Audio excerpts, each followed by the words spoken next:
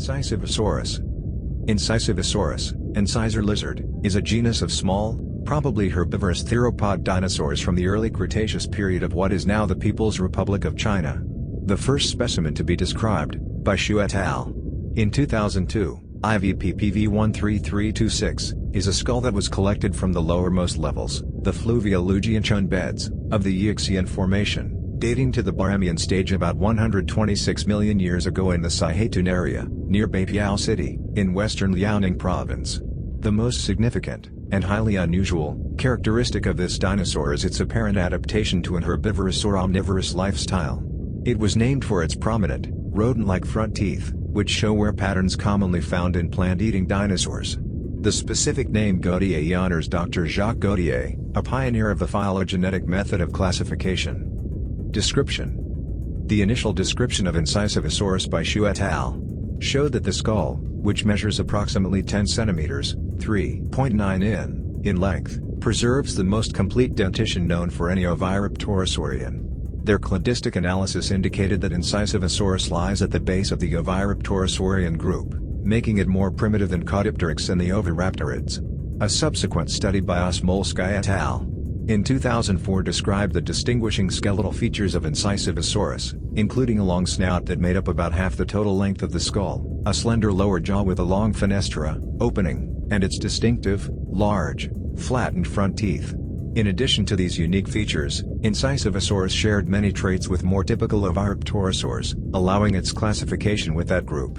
Several features, including its numerous teeth, most advanced oviraptorids were toothless, show that it was a primitive member of the group, and several features of the skull even support a relationship with the therizinosaurs, another theropod group that was probably herbivorous. In 2009 the Holotype Skull was scanned and analyzed in 3 dimensions. The results indicated that Incisivosaurus had less bird-like hair spaces in the skull bones than later oviraptorosaurs did. It also found that Incisivosaurus had reduced olfactory lobes and expanded optic lobes similar to ornithomimosaurs. It suggested that the most bird-like features of oviraptorosaurs may have been convergent with birds. Incisivosaurus is assumed to have been feathered like most other meniraptor and theropods. Its total body length has been estimated at 0.8 to 1 meter, 2.6 to 3.3 feet, and its weight at 2 to 4.6 kilograms, 4.4 to 10 pounds. Feathered specimens. In 2010, 2 feathered oviraptorosaur specimens were described, both of which preserved feather traces. These specimens, both juveniles, though one closer to maturity than the other, showed that the feathers were similar to the related Caudipteryx, with long, symmetrical, veined feathers on the hand and tail, and the rest of the body covered in simpler, downy feathers. Though initially interpreted as specimens of similar Caudipteryx, later research suggested that they could instead be referred to Incisivosaurus. The nature of the feathers preserved in the 2 Yixian specimens appeared to Xu and colleagues, who described the 2 feathered specimens, to change with age. The youngest specimen had relatively short primary feathers, those anchored to the hand, compared to its tail feathers. In the older specimen, the primary feathers were the same length as the tail feathers, and secondary feathers, those anchored to the lower arm, were also present. The primary feathers may have grown more slowly than the tail feathers, not reaching equal size until the animal was close to maturity, and the secondary feathers would not appear at all until this more mature stage. This suggests that the wing feathers had little use at a young age, only becoming fully developed with maturity. Additionally, the youngest specimen's veined feathers appeared to lack barbs except at the tip, instead consisting of a solid sheet.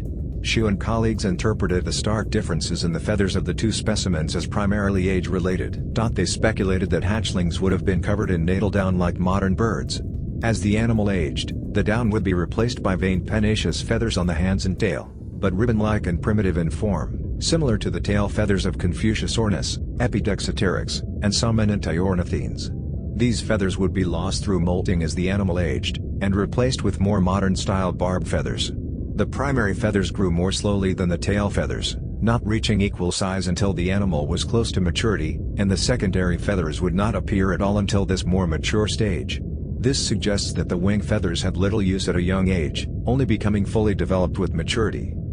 However, feather development specialist Richard Perroun disputed the above interpretation of the feathers in a November 2010 letter to the journal Nature. Perroun noted that the apparently ribbon-like structure of the juvenile's feathers were consistent with pennaceous feathers in the midst of molting. In modern birds, New vein feathers emerge from the feather follicle enclosed in a pin feather, a solid tube covered in keratin. Usually, the tip of this tube will fall away first, leaving a structure identical to that seen in the fossil. Later, the rest of the sheath falls away when the entire feather has fully developed.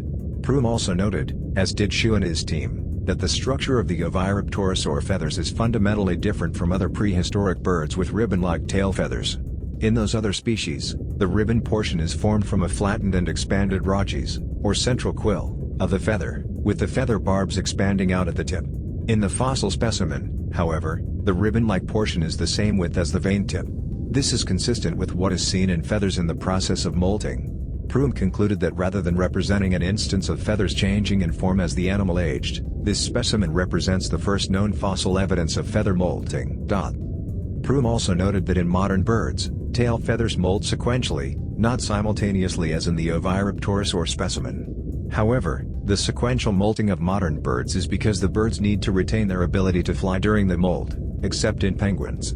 For lineages more primitive than the advent of flight, like oviraptorosaurs, this would not have been an issue, and all the wing and tail feathers of primitive feathered theropods may have molted simultaneously, more like penguins than flying birds. Classification: Incisivosaurus, as well as its potential synonym Protarchaeopteryx, were included in the phylogenetic analysis of a 2014 study on the group Barremian and its relatives.